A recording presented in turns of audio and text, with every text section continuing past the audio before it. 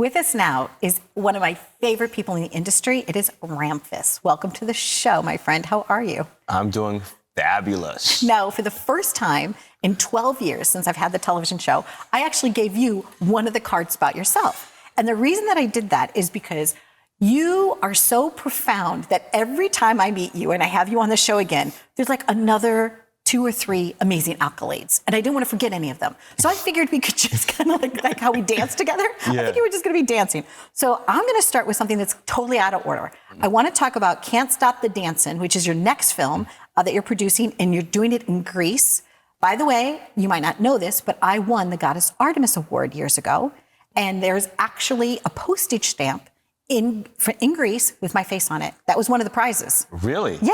Okay, I'm gonna have to look that up. True when I'm story. Out there. True Wow. story. So who's gonna be in that film, and what are you doing with that? So the film is Can't Stop the Dawn. Okay. The name initially was called Terminal Kill, but because of the market and where we are, nothing can have kill or die in it, and Okay. we changed the title to Can't Stop the Dawn. So it stars Christina Ricci and Tom Hopper from Umbrella Academy, and he's shooting Resident Evil right now. And the reason we're shooting it in Greece, we were initially looking to shoot in Florida, but Florida doesn't have great tax credits, so we moved it to Louisiana. But right now, the number's ticking and up and down, and we don't want to be shut down. You know, Greece, we were told, is very safe. We've gotten guidance from a production in the UK and in Germany, and it was very successful. They've actually been open for production since May 18 and been shooting consistently. And there's a great tax incentive and rebate in Greece, which is part of like why we're shooting out there, and we could cheat it for, you know, the US if we need to. So we're really excited about it. We're scheduled to start in December, pending what's going on in the world. Right, basically. but your passport's ready and you're ready to go. My passport is good till 2024, so I am rocking and rolling. 8 Slices, film comedy shot in Holden Beach. Yeah, that's January of 2018, in the dead of winter, super cold, and it's a comedy that it's comedy / anti-bullying. That film was actually scheduled to release in theaters in March. However, due to COVID, the pandemic, it was pushed to a streaming platform, so it was released on Amazon, and it's one of, I would say, my proudest films. Really? It's very smart, witty. The director was very fun to work with, and it was a very challenging film to make, but it's not my typical norm of stuff that I do make. Okay. It's very out of the box, which is what I do like to do, like Right. unexpected. And we had a really good festival run. We actually had premiered at the Cucalouris Film Festival in Wilmington, North Carolina, October of 2018, and it was 800 people. It was a sold-out crowd, and we had really great responses. So we knew this would be a great fit, you know, in the marketplace, and it's doing pretty well. So 8 Slices, 8 Slices, Amazon. one of Ramfis' favorites. Now your turn. You go with one of your bullets. Okay, I'm going to skip around too. I'm going to actually talk about, well, I'm not going to say the number. It's breaking into the industry and changing the game, and it's a series panel with producers, and I moderate it. I've helped produce it, and the idea about it is around HBCUs, historically Black colleges and universities. What we've seen since this has been happening for a long time in the business. A lot of content does well in the festival circuit, but it doesn't get bought. Yeah, right. It's like that next step. It's not clicking over. And you know, one of the major problems in terms of in Hollywood is that you don't have, you know, Black executives, you know, buying these movies, or that are on these, they're not part of the decision-making process. So me and a buddy of mine, you know, we put together this idea to educate as many, you know, students and alums from HBCUs, build opportunities, and kind of like plug them in. So actually this past Saturday, we had our second panel series, and we had 3 amazing women that, you know, spoke about their experience, about building a pipeline, about building work, how they've been able to find work. And we also were able to bring in a company called Chicken Bone, who basically gave an opportunity to people to learn about VFX, how to get involved with VFX. And starting in January, he's going to take on, you know, 1 or more of the people that attended, you know, our panel series. So we've been doing it via Zoom all across the country. most of the people LA, New York, but Right, but sprinkles throughout the country. Yeah. And our third one will be November 14, which is a Saturday, and I think it's wewilldothis.com/events to RSVP. It's completely free. And the next one is really about distribution. So I have women and men execs that'll be on talking about distribution. And that's the end game at the end of the day. You could have a great product. You know what? But You're if people don't see absolutely right. it, it's all about distribution. So it's kind of like the websites. Remember when websites first started? You could have a website. Everybody had a website. But if nobody knew you had a website or how to get it there, you still need to market the website, right? Exactly. It's the same thing. You can have the best, most amazing film, but if you can't get it seen by anybody, right? You got to get the distribution. Yeah. Because why build something that no one can enjoy? You want everyone, or at least as many people as possible, to enjoy it. Agreed. So, Agreed. You want to go or you want me to go? Let me take a shot. Okay, go for it. All right, so I'll talk about Cicada. Okay. Very excited about this movie. This is a movie that I produced. It's about a bisexual male that gets involved in an interracial relationship during the Sandusky trial. So it deals with sexual abuse and trauma. And it's a very dark film, but it has, some amazing, humor in it.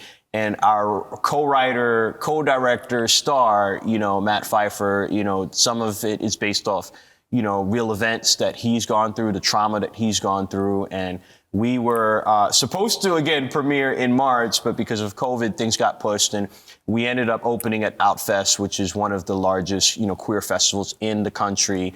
And we closed out our screening. We had a drive-through experience in Malibu, sold out, and we had 500 views because it's geo-blocked. Right. And they decided to add an extra screening because we did so well, and we sold that out as well. And then we played Frameline, which is another huge queer, festival. We did Inside Out Toronto, and today we're playing at the you got the call, right? British Film Institute in London, one of the most prestigious film festivals in the world. We're one of 10 films selected from the US, one of 58 across the world, and we're super excited. We're getting offers from the UK, from France, from North America. This film is really gonna pop. It's very special. I have an amazing team, all NYU, and we shot it in New York, LA. Some amazing stars, Michael Potts, Colby Smulders. I mean, the list goes on and on. You are living this every day. And we were just talking because you brought somebody here to set with you. Who did you bring with you? I brought one of my investors from one of my first, films that went to Cannes. Andy Mesidor, thank you, for coming Andy. out.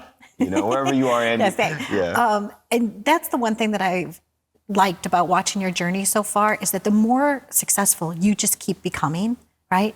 You're still true to the people that originally helped you get to where you're going, right? You're like the band leader. You're like, okay, everybody, we're going to do another film. And you bring everybody along. And then you bring in a few new people here or there, a couple of new actors. But it's been wonderful to see your community grow, how strong you are, as a filmmaker. I'm just really happy to know you. I'm a big fan of yours. Okay. Oh, speaking of that, so you did join the advisory program at Five Towns College, which is where I also used to teach. Really? Which I thought was kind of cool. Okay, yes. And so that's everything on my card. So what's left on your card? You want to give it over to me? Or? I got a few things. Okay. I'll give you over, but Okay. I'll jump into one of them. So Great. Recently, I became a board member at the That's the Hollywood one. Radio Television Society, aka HRTS. I've been a member for 3 years. And I'll be honest, initially I was kind of nervous about applying as a board member. The reason being is that I haven't been as involved in television. I've been really involved in the independent scene. But now, because of, again, the world that we're in, it's all about streaming and television. So I've become very active in that world. And now I'm putting proof of concepts together left and right. And one of the things on that card is 5150, which, we shot in LA. And 5150 is basically a code that means that you can be taken against your will from the authorities because, you could be a threat to yourself or others for 72 hours. So we shot this during the whole shutdown, and we were able to get approved by SAG and get all our permits. And the story's written by Denzel Whitaker, very successful actor, and I executive produced it with David Oyelowo, and we were able to knock this out the park. It deals with mental illness in the Black community, which is kind of like taboo to be talked about, and also deals with all the civil unrest that's happening in the country right now. So We shot it, knocked it out. We're in post-production right now. We're submitting to South by Southwest this week, Tribeca Film Festival, and we submitted to Sundance 2 weeks ago. So I'm really excited about that. And the idea is that we're going to pitch this as a limited series, which is hence one of the reasons, I'm involved as a board member at HRTS. And like my mission and goal as a filmmaker, which I'm bringing into the television world, is to push women, people of color, and the queer community. Oscars. Lots of Oscars. I see them everywhere around you. And Emmys too. And Emmys too. When it comes to the television part, if you want a little help with that, I'm more than happy to lend you any of my expertise after being in this side of the business for such a long time.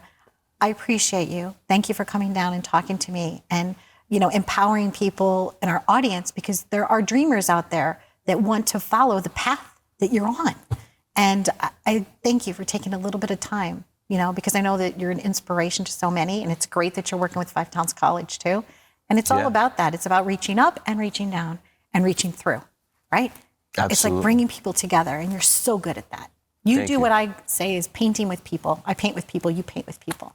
And that smile and that joy, it just comes right out of you. So thanks again. Wish you all the best. Thank you. I'm going to take that line, painting with people. Yeah, you can take it. You can borrow it. Okay. You can do it as long as you give me credit.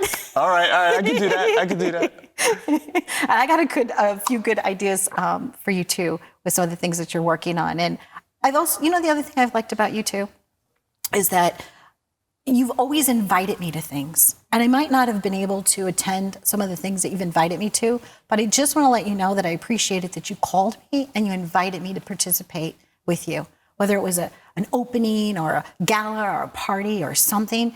And I'm looking forward to spending more time with you in the future. We've had some good times. We have had some nice times together. You came to the premiere of The Broken Ones, which I did. I really appreciated. And that was an amazing night. And we had a great night at Domingo Zapata's, Fashion Week event. Right. We've had some good times together, and we have a lot more memories to create. Thank you so much. Happy journeys to you. And there you go. This is my friend. We have so much in store for you. Stay tuned.